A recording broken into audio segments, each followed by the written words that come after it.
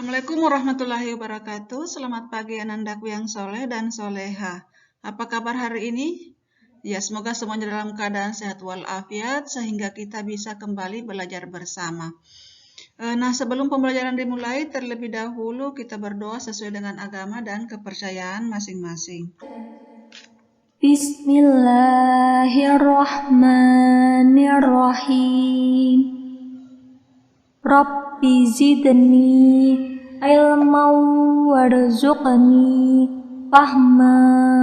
Nah, pada hari ini kita sudah memasuki tema 2, udara bersih bagi kesehatan, subtema 3, pembelajaran 3 dan 4. Nah, pada pembelajaran kali ini kita akan menandai informasi pada teks yang dibaca. Nah, agar dapat menjawab pertanyaan-pertanyaan yang diberikan, kita dapat menandai kata kunci yang kita temukan dalam setiap paragraf. Kata kunci tersebut dapat berupa ide pokok dan akan menjadi pengingat saat kita mengerjakan soal-soal yang diberikan. Nah, bagaimana menceritakan kembali isi teks? Perhatikan langkah-langkah untuk menceritakan kembali isi teks berikut. Jadi yang pertama, bacalah teks hutan bakau di sepanjang pantai dengan seksama, atau bacalah kembali teks sebuah cerita. Kemudian buatlah daftar pertanyaan berdasarkan teks tersebut, lalu jawablah pertanyaan-pertanyaan tersebut. Jadi ada beberapa langkah yang dapat digunakan untuk menceritakan kembali isi teks tersebut. Jadi yang pertama, baca teks tersebut, kemudian yang kedua, buatlah daftar pertanyaan berdasarkan teks yang telah dibaca, kemudian jawablah pertanyaan-pertanyaan yang kalian buat tersebut. Nah, kemudian rangkailah kembali jawaban-jawaban menjadi paragraf yang lebih singkat. Jadi setelah membuat pertanyaan, anandaku menjawabnya. Setelah dijawab, barulah dirangkai jawaban-jawaban tersebut menjadi sebuah paragraf yang lebih singkat. Nah, tanggung jawab terhadap masalah sampah. Tentunya ini masalah sampah menjadi masalah semua orang, semua masyarakat. Sampah yang menumpuk dapat menimbulkan beberapa masalah. Nah, tanggung jawab adalah kewajiban menanggung sesuatu. Perilaku tidak menjaga kebersihan dan akibatnya. Jadi membuang sampah sembarangan itu dapat membuat aliran sungai atau selokan tersumbat.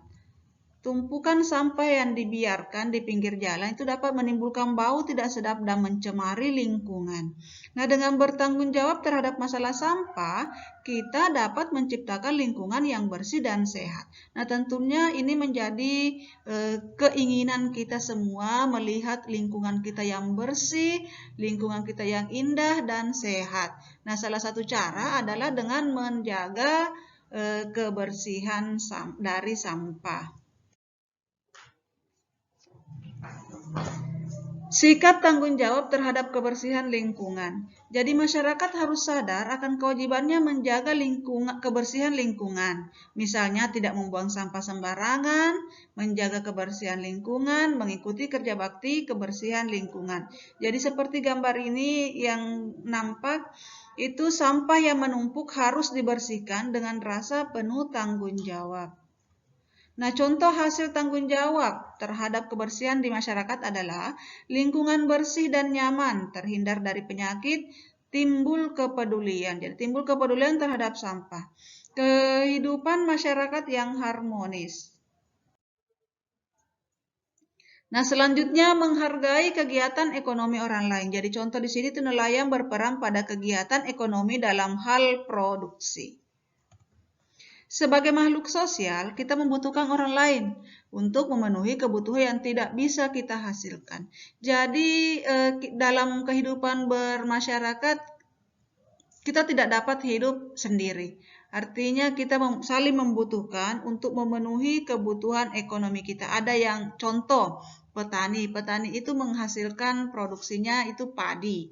Sementara yang bekerja sebagai pegawai negeri misalnya itu hanya menghasilkan jasa. Nah, untuk memperoleh kebutuhan beras itu diperoleh dari petani dengan cara membeli. Nah, keterlibatan orang lain dalam kegiatan ekonomi dapat kita temukan pada tahap produksi, distribusi, dan konsumsi. Menghargai peranan setiap individu penting dilakukan oleh setiap anggota masyarakat. Jadi, kita harus saling menghargai terhadap pelaku-pelaku kegiatan ekonomi, dalam artian hargailah semua orang. Cara menghargai usaha orang lain, cara yang dapat dilakukan untuk menghargai usaha orang lain, yang pertama tidak merendahkan usaha orang lain. Jadi apapun usaha orang lain harus kita hargai. Tidak mengganggu usaha orang lain. Tidak merasa iri terhadap keberhasilan usaha yang dicapai orang lain.